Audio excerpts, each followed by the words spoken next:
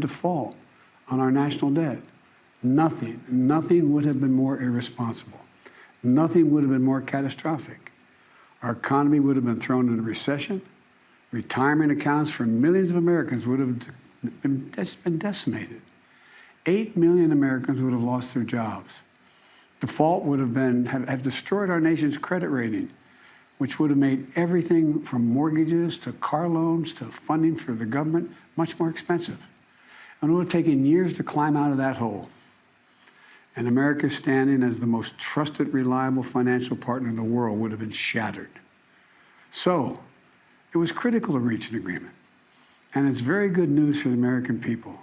No one got everything they wanted, but the American people got what they needed.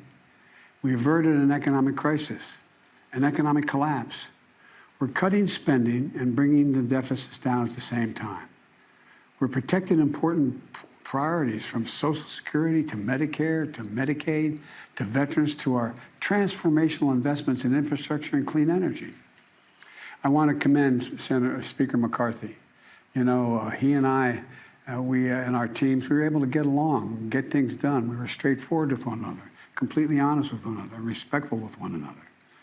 Both sides operated in good faith. Both sides kept their word. And I also want to commend other congressional leaders. House Minority Leader Jeffries, Senate Majority Leader Schumer, Senate Minority Leader McConnell. They acted responsibly and put the good of the country ahead of politics. The final vote in both chambers was overwhelming, far more bipartisan than anyone thought was possible. So, I want to thank the members of Congress who voted to pass this agreement, which I'm going to sign tomorrow and become the law. So here's what the deal does. First, it cuts spending. And over the next 10 years, the deficit will be cut by more than $1 trillion. And that will be on top of the record $1.7 trillion. I already cut the deficit in my first 2 years in office. And it's clear we're all on a much more fiscally responsible course than the one I inherited when I took office 4 years ago. When I came to office, the deficit had increased every year the previous 4 years. And nearly $8 trillion was added to the national debt in the last administration. And now we're turning things around. And that's good for America. You know, my dad used to have an expression. He said, Joey, don't tell me what you value. Show me your budget. I'll tell you what you value. That's at the heart of this debate. What do we value? Protecting seniors. You may remember during my State of the Union address, there was a spirit exchange between me and a few Republicans spontaneously occurring on the floor of the House of Representatives. I was pointing out that for years, some of them were putting forward proposals to cut Social Security and Medicare. And some of them that night took exception, and they said very loudly that that wasn't true. So I asked them on the floor that night, I said, ask them a simple question. Will you agree not to cut Social Security, not to cut Medicare? Would they agree to protect these essential programs? They're a lifeline for millions of Americans. Programs that these Americans have been paying into every single paycheck they've earned since they started working. And that provides so much peace of mind. With the bright lights and cameras on, those few Republicans who were protesting, they agreed. They said they wouldn't cut it. That's how we protected Social Security and Medicare from the beginning and from it being cut, period. Healthcare was another priority for me, a top priority. I made it clear from the outset, I would not agree to any cuts in Medicaid, another essential lifeline for millions of Americans, including children in poverty, the elderly in nursing homes, and Americans living with disabilities. The original House Republican proposal would have cut health care for up to 21 million Americans on Medicaid. And I said no. And Medicare was protected. And so were millions of people most in need. Look, I've long believed that the only one truly sacred obligation that the government has is to prepare those we send into harm's way and care for them and their families when they come home and when they don't come home. That's why my last budget provided VA hospitals with additional funding for more doctors, nurses, and equipment to accommodate the needs of veterans and more appointments. The House Republican plan would have meant 30 fewer million VA healthcare visits for our veterans. but we didn't let that happen. In addition, this bill fully funds the Bipartisan PACT Act, the most significant law in decades for veterans exposed to toxic burn pits and for their families.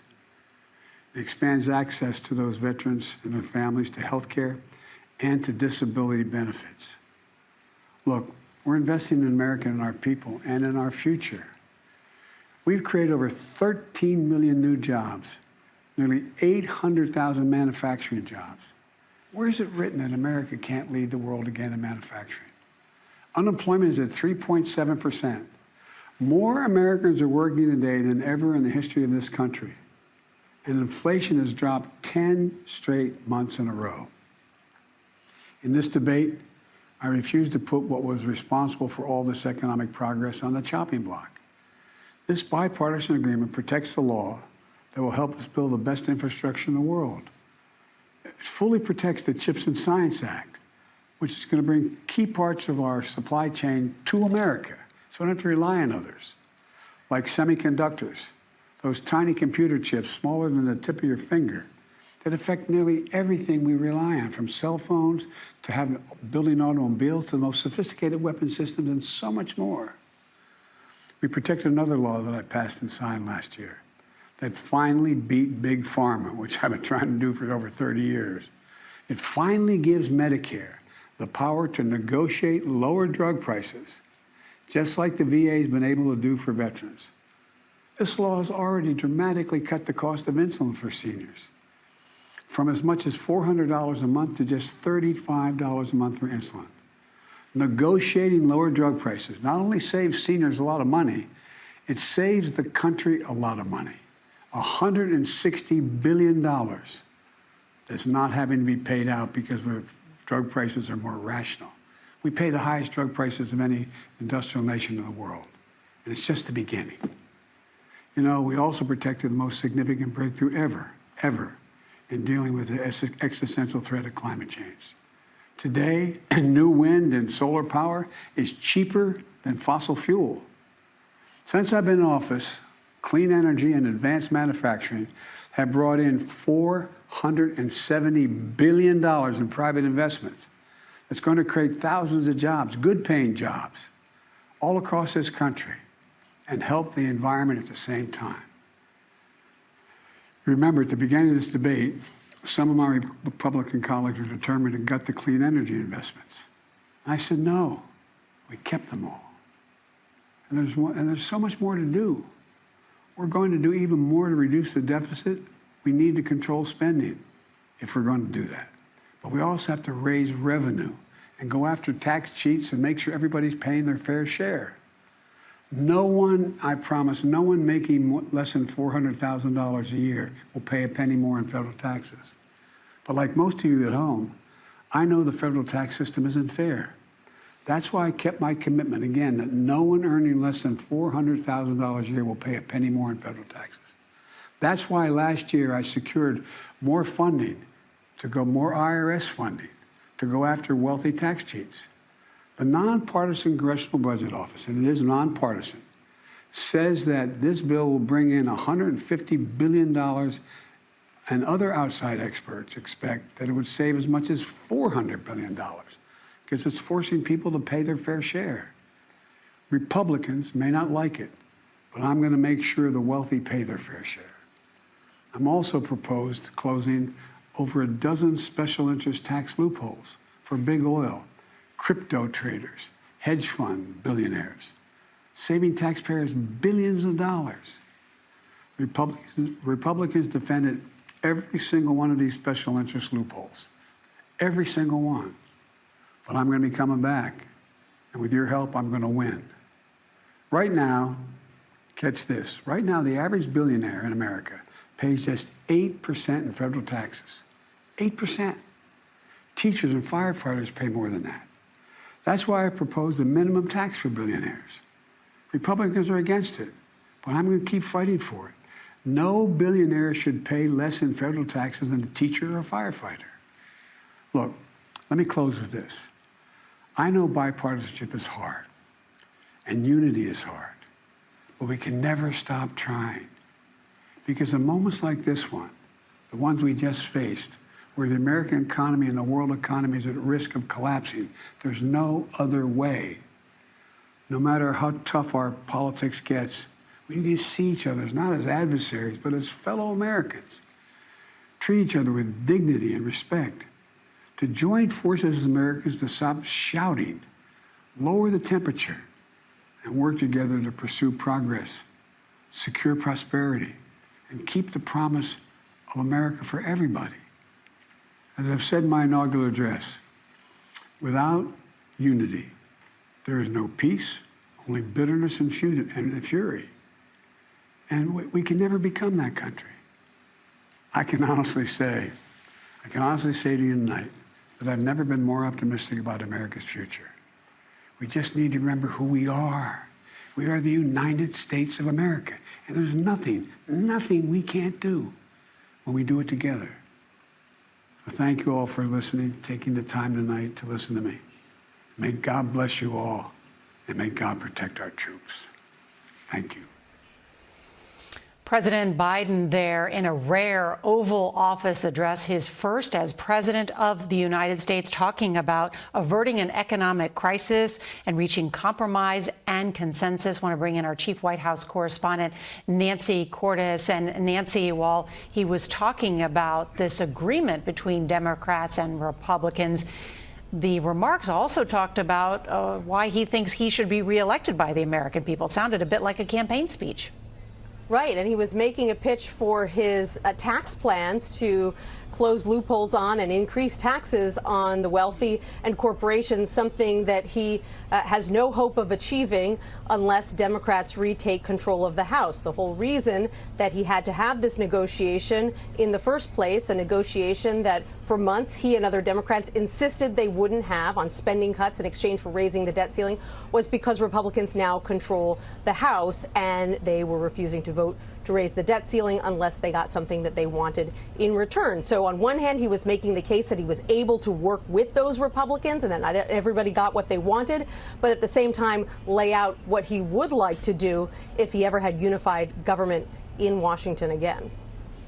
Nancy Cordes at the White House. Thank you. Want to bring in Face the Nation moderator Margaret Brennan, who joins us. I mean, the president went through it step by step. He said that there have been more than 350 bipartisan bills since he's been president of the United States, everything from infrastructure to cutting drug prices. This was the president once again trying to remind the public that he is trying to be a centrist here and that he has the unique ability to reach across the aisle. But let's put this in perspective. This is the president taking a victory lap on being able to achieve a basic matter of governance, not defaulting on debt. So that is what we are now setting as a victory here. That's the level of dysfunction. And as Nancy just laid out there, it took a threat of potential default to get this agreement, however minimal it is, because as the president laid out there, the things taken off the table, Social Security and Medicare, are the two biggest costs here. Those entitlement programs not touched. Why?